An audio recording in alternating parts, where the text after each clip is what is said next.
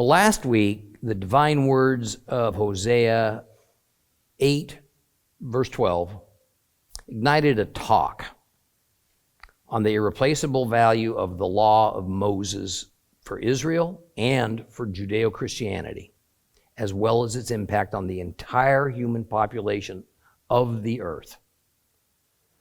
And also, why it is logical that such a moral law code could only have been given to us from outside the bounds of the finite. And that for humanity to ignore or even attempt to abrogate it is the most fatal of follies. We need no further evidence of what occurs when that attempted abrogation happens than a horizon to horizon chaos and confusion that has engulfed our planet, including the modern church. It brings on a confusion of right and wrong, good and evil, that has even filtered down to the most basic of all human attributes, gender. But more to the matter at hand, and as it states in verse 12 of Hosea 8, I write him so many things from my Torah, yet he considers them foreign. Here's what we learn. We learn it here that Ephraim, Israel, is, in God's eyes, without excuse.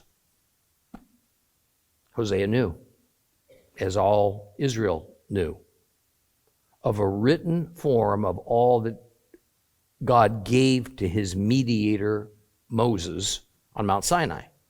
So while it's true that so much of what the Torah teaches was handed down mouth to ear over the centuries, it wasn't because there was no written document to refer to, but rather because since copying that enormous document was painstaking, and so it took a long time to even make a single copy, and as a natural consequence, there were only a few in existence. Of course, it would have been the monarchy and the priesthood that would have possessed them. And yet, because of intentional disregard and giving in to the inherent evil inclination of the fallen human mind, the many things that God commanded Israel from the Torah had come to be considered as not for them. Imagine that. These many things had in but a few generations become foreign to the very people to whom it was given, either obsolete or countermanded or sloughed off and seen as for another people. Now, does that sound familiar? It is a bedrock principle. It is shouted from the pulpits worldwide that the Torah that contains the law of Moses is obsolete, or it was countermanded by the advent of Yeshua, or it is for another people, the Jews. As recorded in Matthew chapter 5, Christ emphasized to the thousands who heard his Sermon on the Mount that he didn't change even the tiniest of the commandments, and that until heaven and earth pass away, nothing about the Torah or the prophets would change. Yet the church to this very day vehemently denies it. And as a result, the institutional church has found itself in an untenable place that all but the fewest have yet to recognize. It no longer has a written and an objective moral law code.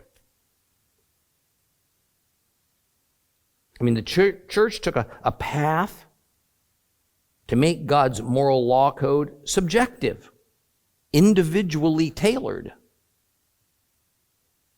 Ephraim, Israel, paid a terrible price for such a mindset. Now, what may be in store for those of us, our brothers and sisters in the Lord who insist on following that same illogical, non-biblical, disobedient path, well, I think the Bible's clear on it. God does not accept their or our worship. So, open your Bibles as we read the final two verses of Hosea chapter 8. Hosea chapter 8. Hosea chapter 8.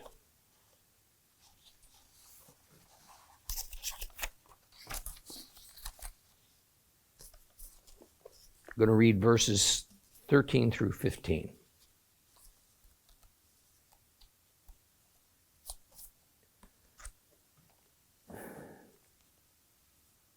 They offer me sacrifices of flesh and eat them, but Adonai doesn't accept them.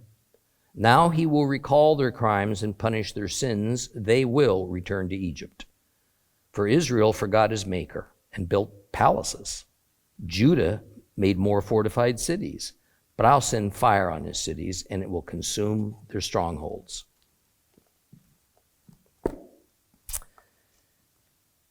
There have been numerous attempts to translate this verse, and we've read the complete Jewish Bible attempt. Here's a couple of others for verse 13. In the King James Version, they sacrifice flesh for the sacrifices of mine offerings and eat it, but the Lord accepteth them not. But now he will remember their iniquity and visit their sins, and they shall return to Egypt. The RSV, they love sacrifice, they sacrifice flesh and eat it, but the Lord has no delight in them. Now he will remember their iniquity and punish their sins, and they shall return to Egypt. Now really, most Bible versions interpret those words within a pretty similar thought pattern. Frankly, the first half of the verse makes little sense when it's translated that way. All these translations are made to smack of the Lord simply not liking the concept of a sacrificial system, which of course has been the rather standard Christian philosophy since the late 3rd century. But if we remove that erroneous assumption, then an altogether meaning surfaces. A meaning that ties together with the Torah commandments that God has just upbraided Israel for not obeying.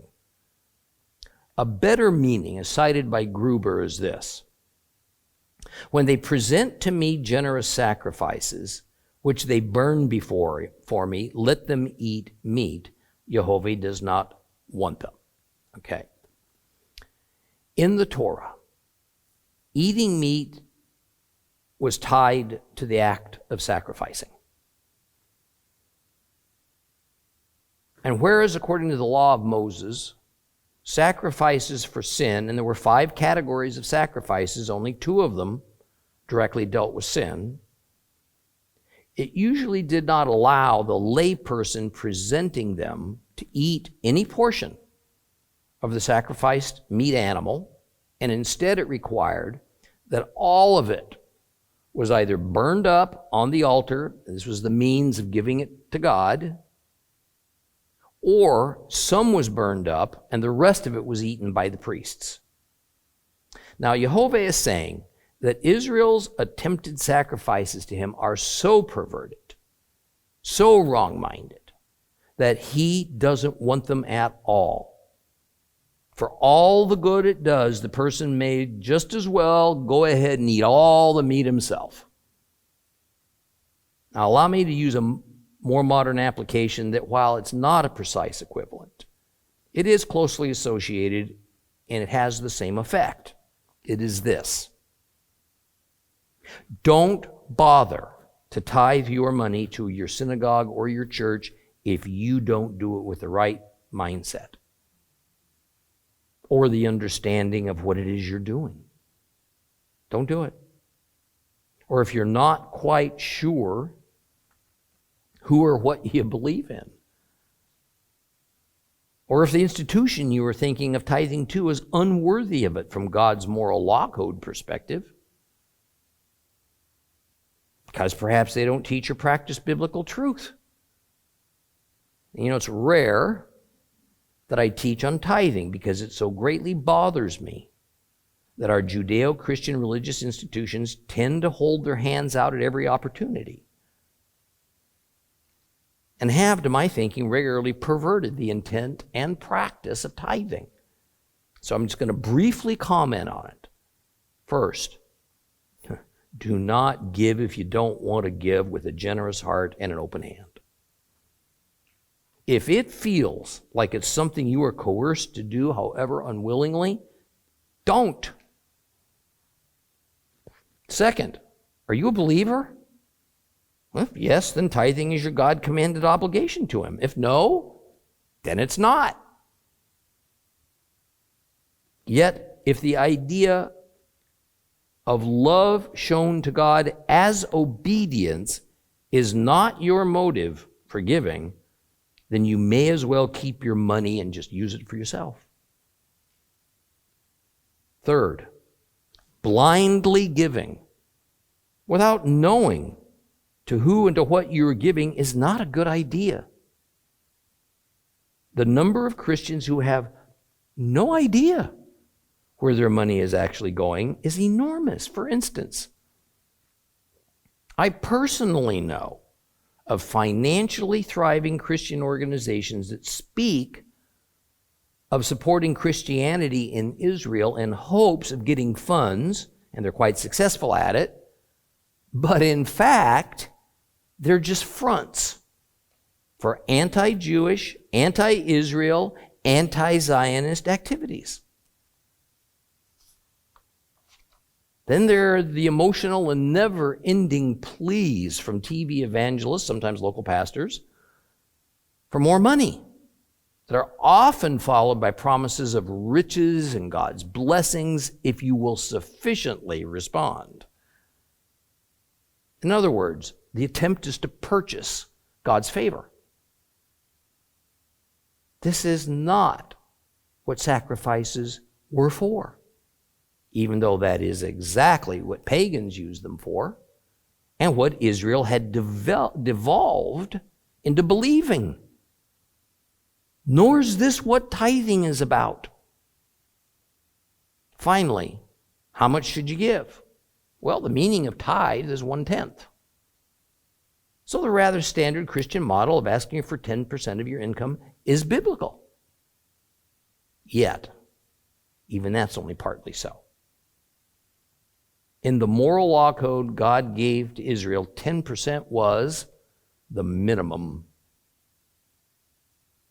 There were a number of types of sacrifices, with many of them, such as a first fruits offering, demanding a much higher portion to be set apart for God and for support of His earthly institutions. So there you have it. It is not complicated, but it is serious. Tithing willfully, joyfully, this is part of our faith, and it is expected by God. It's not a tradition. It's not a doctrine. It's His divine ordinance.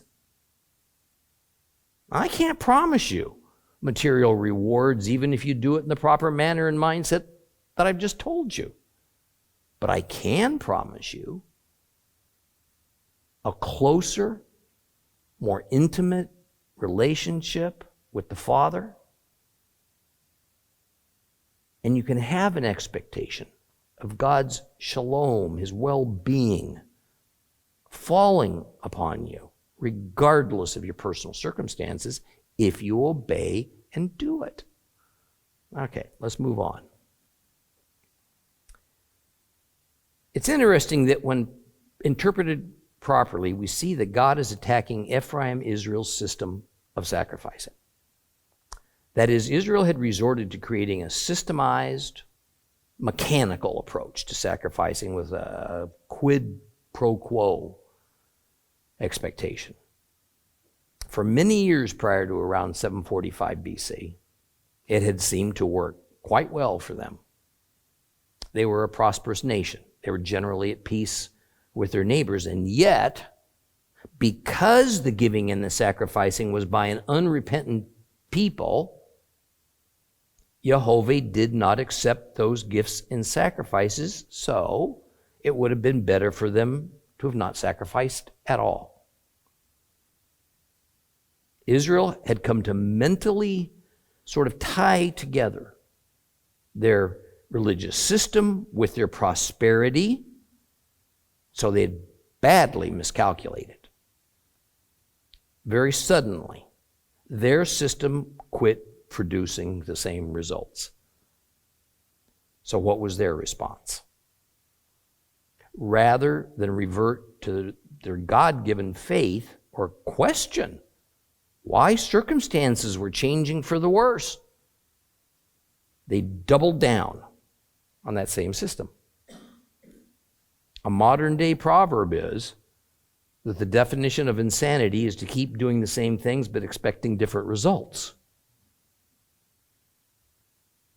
And by the way, in the complete Jewish Bible, when we see the word Adonai as not accepting those sacrifices, and in other versions, more typically, it is the Lord. In fact, that is not what it says. It says Yehovah, God's formal name. This is just one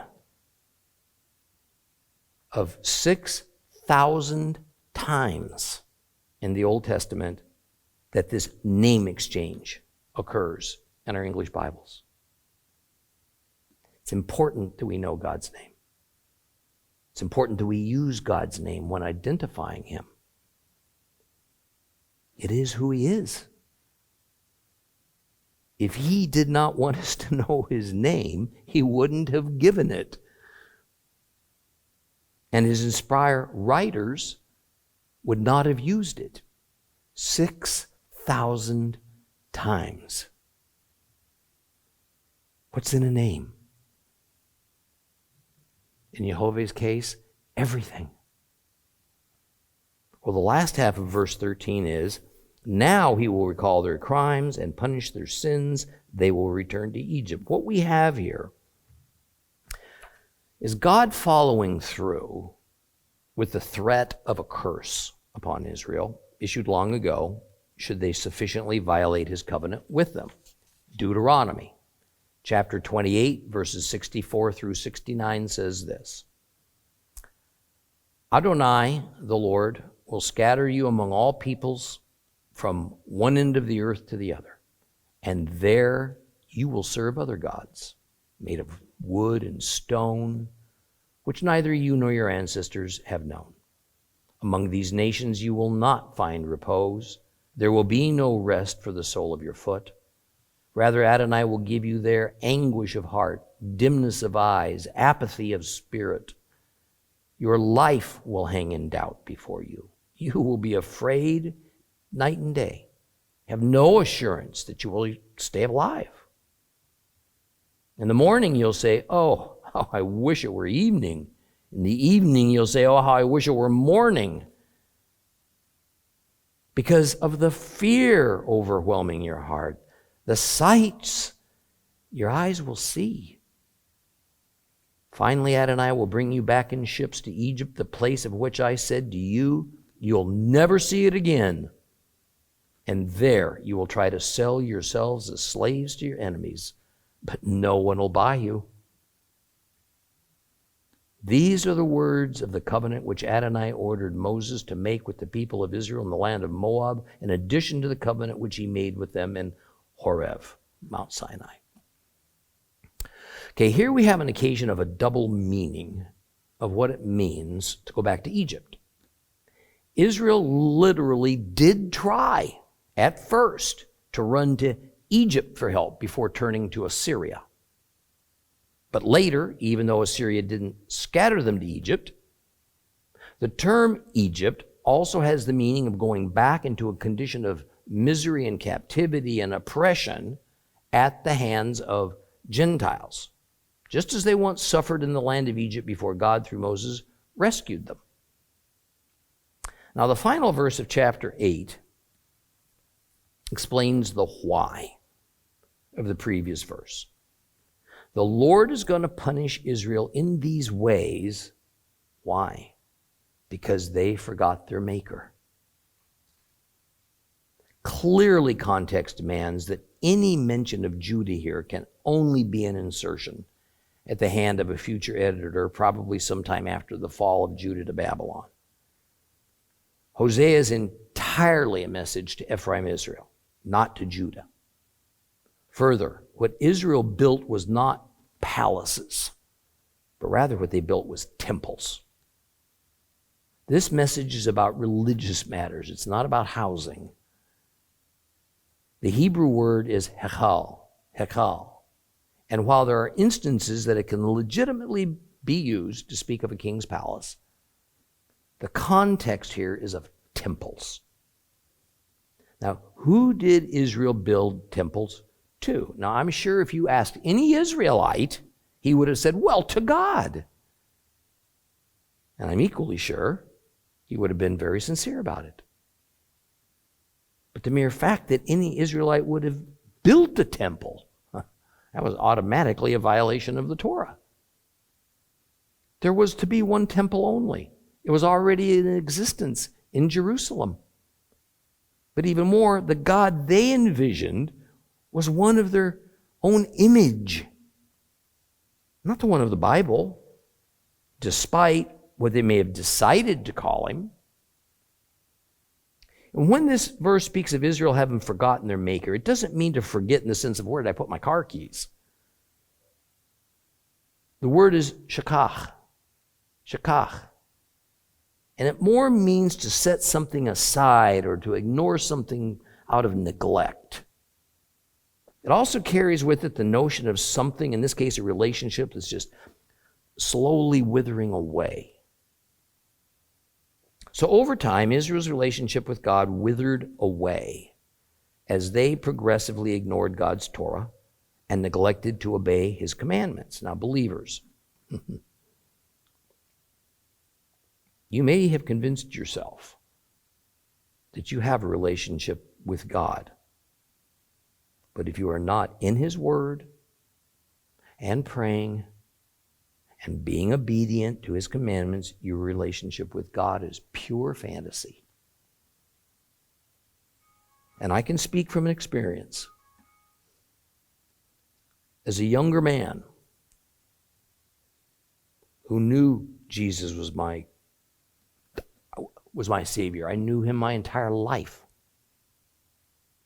who was raised in a solid Christian home, I had somehow rationalized that my wrong beliefs, that my bad choices, how I lived my life as an adult, didn't have to reflect my knowledge that Jesus existed and that he was the Son of God. All those rules in the Bible were, to me, not applicable, because they're for an ancient people.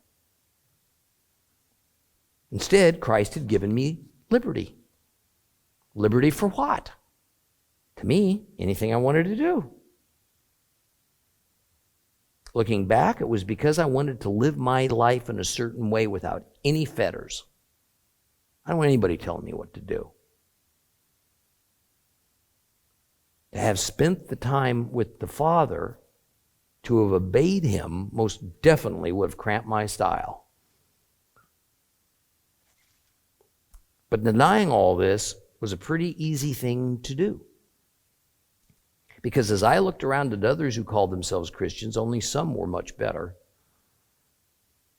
It took a tragedy in my life before the Lord finally got my attention enough that I was willing to face what I had become and to change.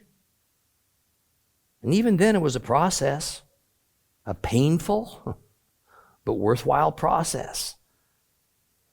And we see this same God pattern described here in Hosea as concerns the people of Israel. They aren't ready to change. And so tragedy is about to strike. And then after the tragedy and then the recognition of their culpability, there's going to be a long journey back. Painful journey that's going to be needed before God accepts them back into the fold. Well, in the last few words of chapter 8, God makes the most explicit threat yet. He is going to destroy their strongholds, that is, their walled cities, with fire. And this is going to be accomplished on his behalf by Assyria. That which Israel believes is going to save them, their fortresses and their alliances, won't. In the Bible, fire is always used for one of two things: purification or destruction. When God is said to be sending fire, it is meant as sending his destructive wrath. Well, as we conclude this chapter and move on into chapter 9, it's important that we notice that all of these woes that God is pronouncing upon Israel represent covenant curses. Pursuit by enemies, destruction, judgment by fire, crop failures, losing the results of one's efforts and labors to an enemy, the end of nationhood, and then returning to Egypt, returning to captivity, all reflect specific punishments for specific violations, precisely as written down in the Torah. Okay, let's move on to Hosea chapter 9. Open your Bibles to Hosea chapter 9, please.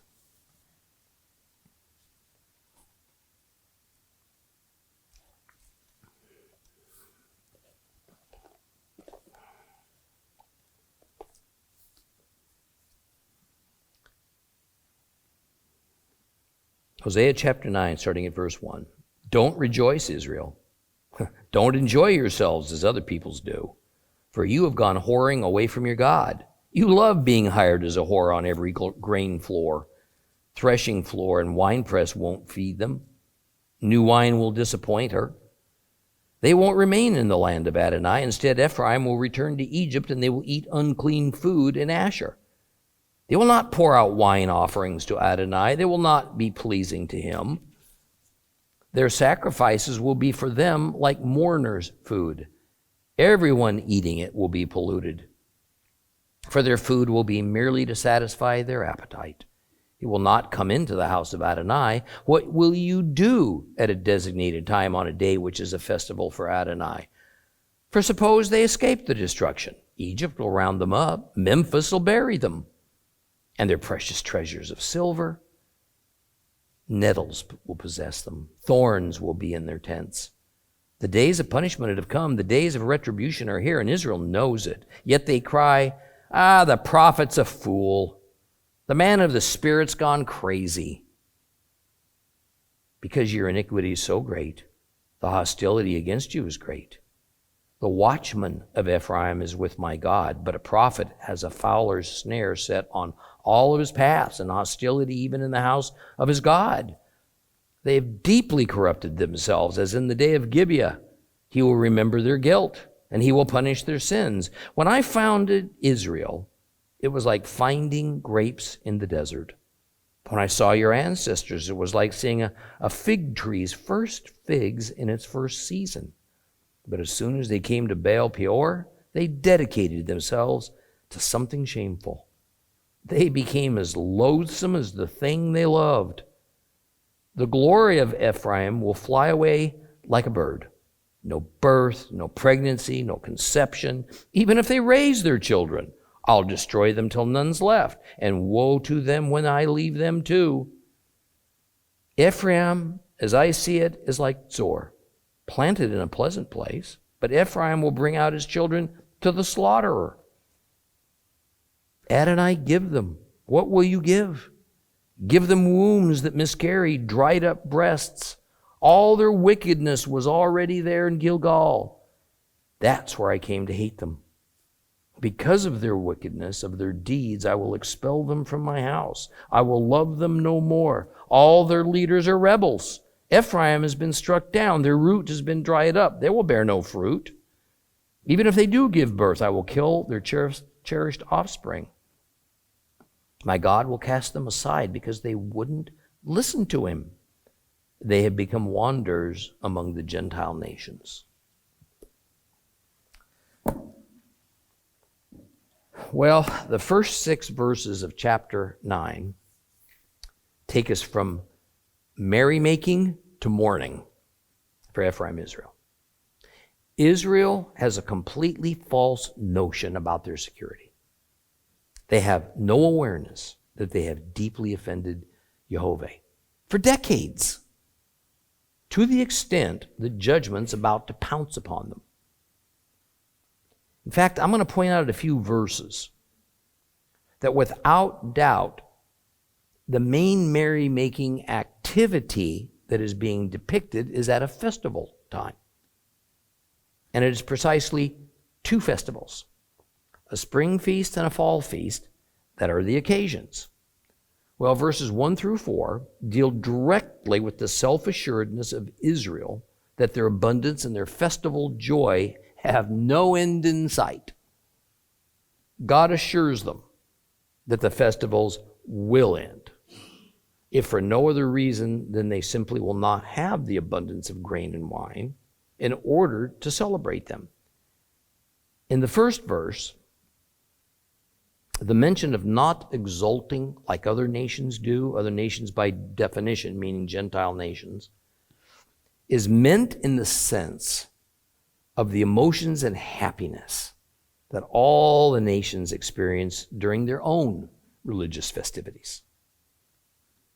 The other nations' exuberance is not to be matched by Israel like it used to be, because they won't have much to be exuberant about.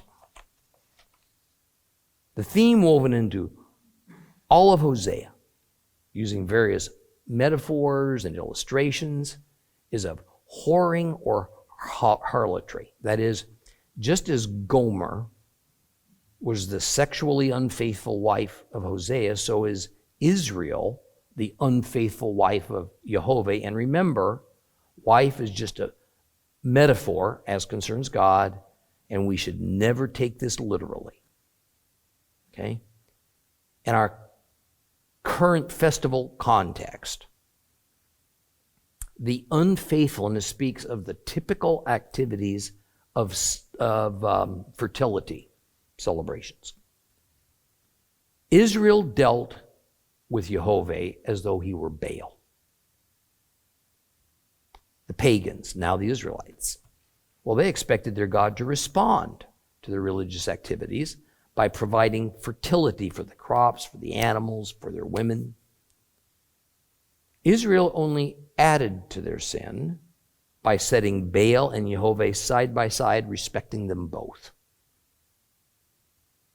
Equally as egregious, Israel used many different temples as the locations for their festivities. Sin compounded upon sin, all the while oblivious to it. Now, the first festival described could be Bichrim, first fruits, when the barley harvest was celebrated, or maybe it could have been Shavuot, Pentecost, when the wheat harvest was celebrated. The second festival could only have been the fall feast of Sukkot, Feast of Tabernacles. Now, part of the usual celebration of all these festivals was wine drinking. But drunkenness is not to be tolerated.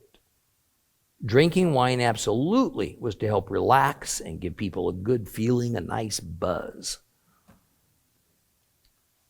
But getting drunk, that was going overboard.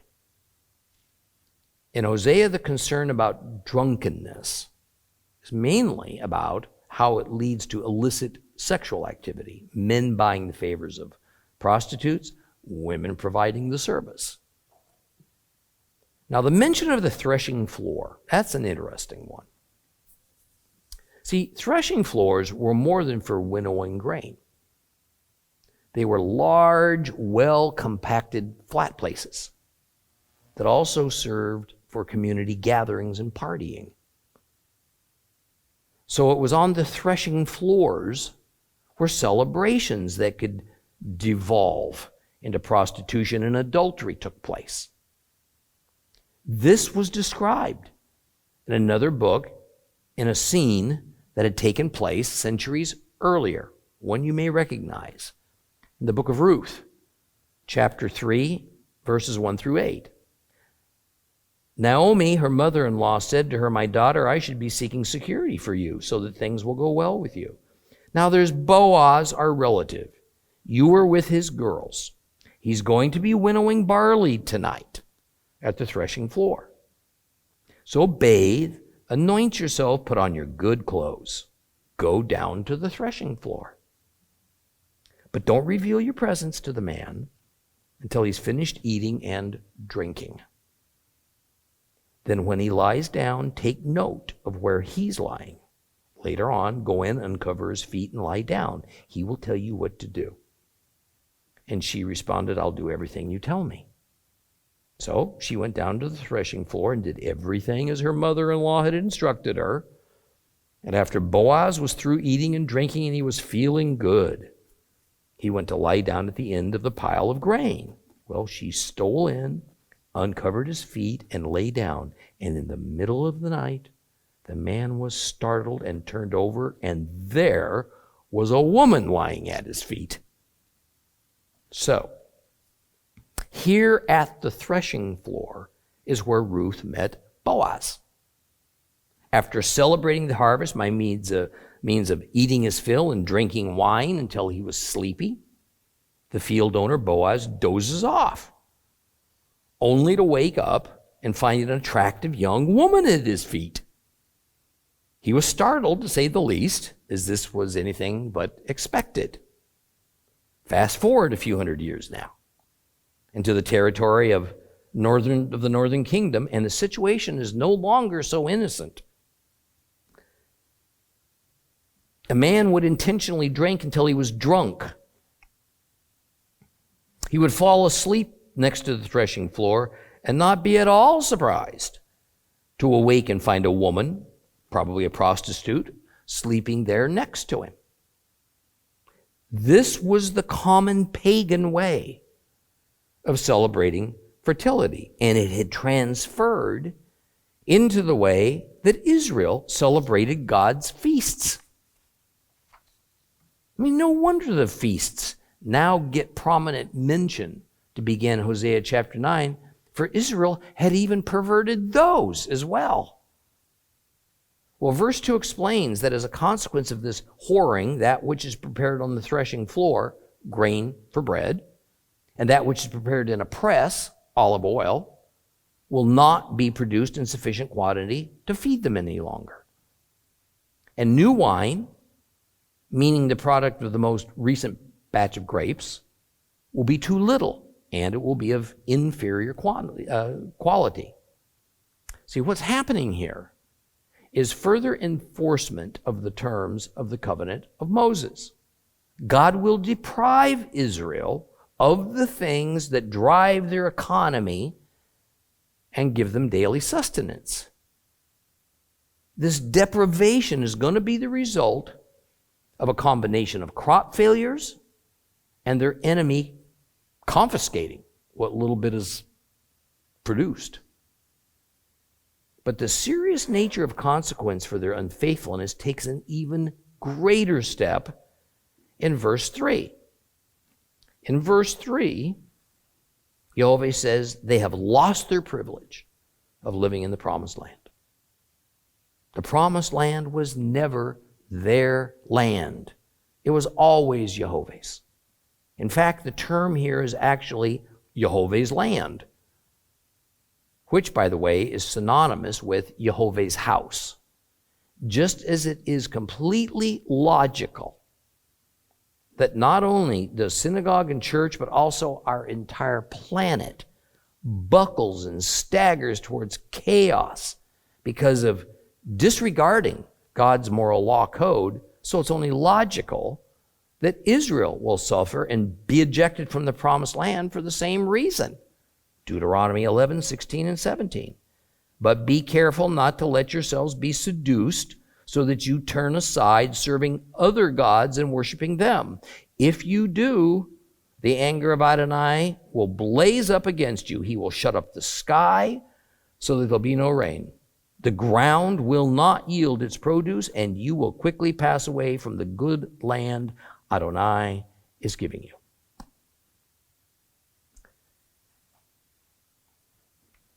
There's a sense in the first part of chapter 9 that highlights the misbehavior of individuals as opposed to the misbehavior of Israel's monarchy and priesthood that dominated the first 8 chapters of Hosea. So there is a balance presented that says that while religious and political leadership might be leading the charge towards paganism and wickedness against God, individuals also remain culpable for their own misbehavior, for their own sin. The last part of verse 3 speaks of eating unclean food in Assyria, as concerns Israel. Once exiled from the land, there is no such thing for them as the possibility of eating kosher. Food grown, raised, eaten outside of the promised land is, by its very nature, unclean. Thus, the entire time that the people of Ephraim, Israel, are gone from the land renders them ritually unclean. Ezekiel 4:13, God said, "This is how the people of Israel will eat their food, unclean, in the nations where I'm driving them." Merging into verse 4, it seems that this is expanding on the idea that when Israel is sent to live in other lands, they will not be able to carry out sacrificial worship, no matter how desirous of it they might become. It is because their circumstances God has orchestrated, is not going to allow it. The verse begins by speaking of pouring out of the wine offering. The better term than pouring out is libation. Libation. This is a religious technical term that refers to that part of every sacrificial offering that involved adding a libation offering, sometimes translated in our Bibles as a drink offering. Sacrifices always consisted of 3 parts: the meat, the grain, which is called the mincha, and the wine is in varying quantities and order and exactly what each part could be used for and by whom. It varied, sacrifice by sacrifice. By saying the wine cannot be poured out, that is, the libation offering part of a sacrifice can't be made, then it is inherently means sacrifices cannot be properly made. That renders them useless. And since atoning for sins will be the most immediate and critical concern for these Israelites, it means that no atonement is going to be possible for them. The effects of being kicked out of the promised land are far more extensive than being forced to live somewhere else under some other government.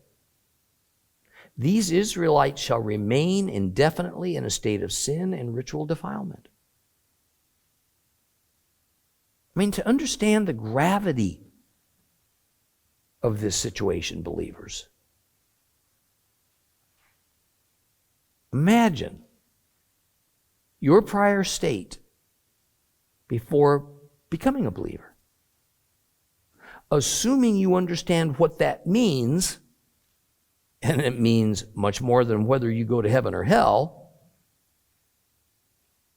think of it as though God said to you, "Sorry, but your means of atonement, trust in Jesus, and thus peace with me, it's just not currently available for you." God is determined to block you from redemption, and there's no path around it. This is what's about to happen to the entire population of Ephraim, Israel, and it would remain that way not for months, not for years, but for centuries.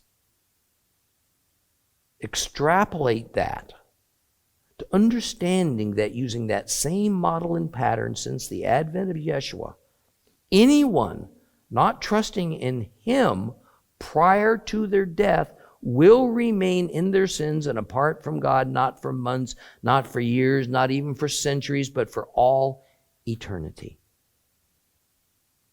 Permanently blocked from redemption and no way around it. Well, expanding upon why those sacrifices are not going to be acceptable to God. The next part of verse 4 says that for Israel, those intended sacrificial offerings will be to God as it is with people eating a food of mourning. Anyone who eats a food of mourning becomes defiled. So God's not about to accept a defiled sacrifice because it would defile him. This thought of a food of mourning, lachem onim in Hebrew, likely comes from the law of Moses. In Deuteronomy again, 26, verses 12 through 14. After you have separated a tenth of the crops yielded in the third year, the year of separating a tenth, and have given it to the Levites, the foreigner, the orphan, and the widow, so that they can have enough food to satisfy them while staying with you, you are to say in the presence of Adonai your God, I have rid my house of the things set aside for God and given them to the Levite, the foreigner, the orphan, and the widow, in keeping with every one of the commandments, the mitzvot, you have given to me. I have not disobeyed any of your commandments or forgotten them. I have not eaten any of this food when mourning. I haven't put any of it aside when unclean, nor have I given any of it for the dead. I have listened to what Adonai my God has said, and I have done everything you ordered me to do.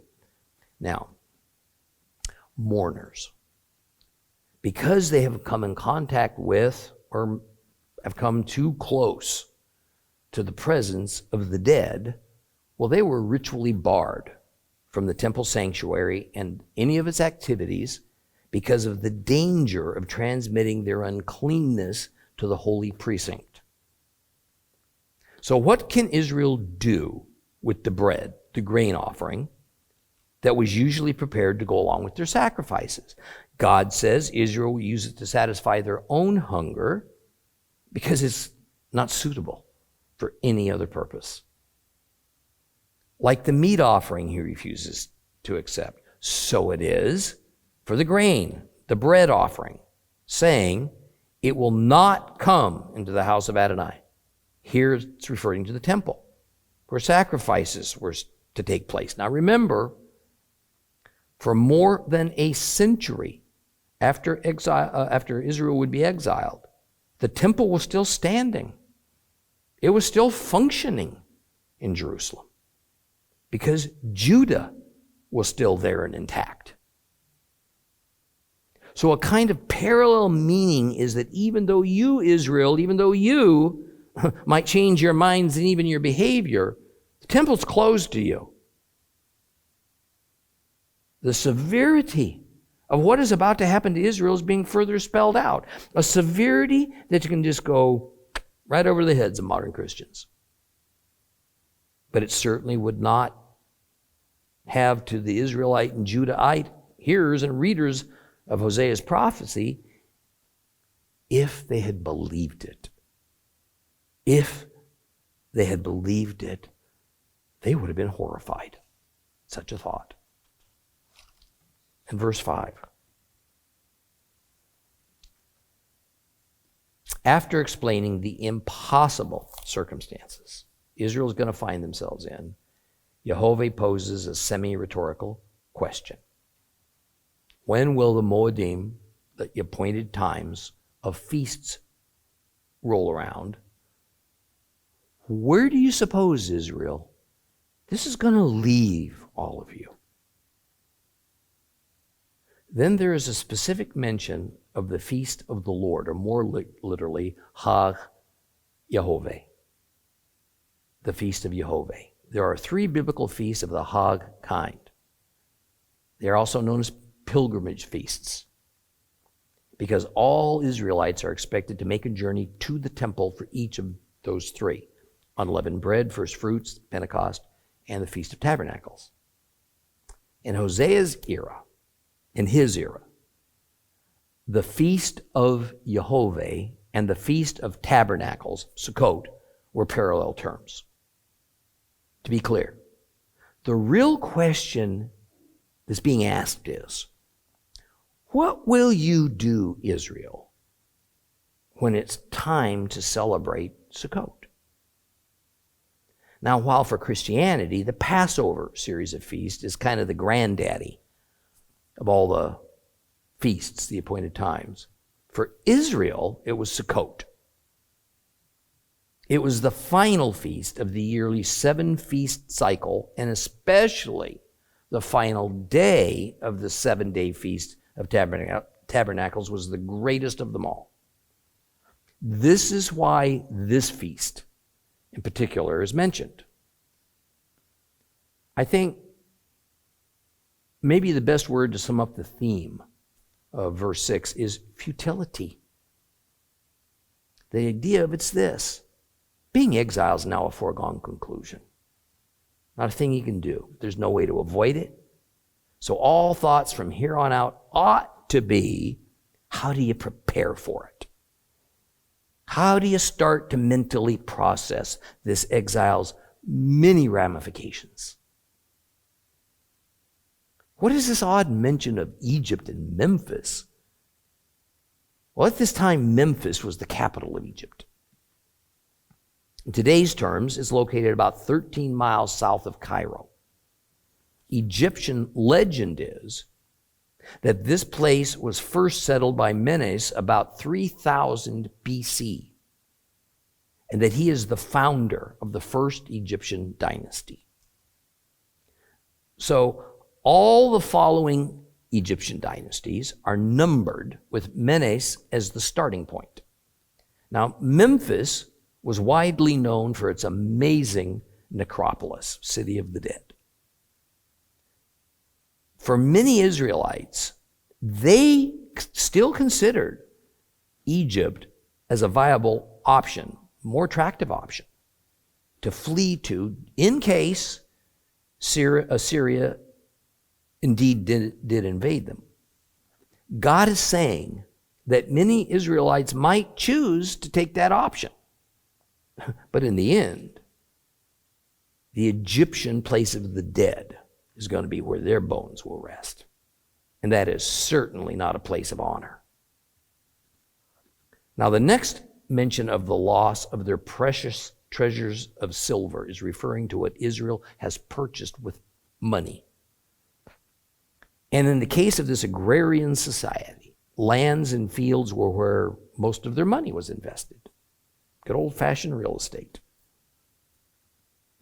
Thus, the next words essentially tell Israel what's going to become of their investments, all their hard labor that made them into fields that produced so wonderfully.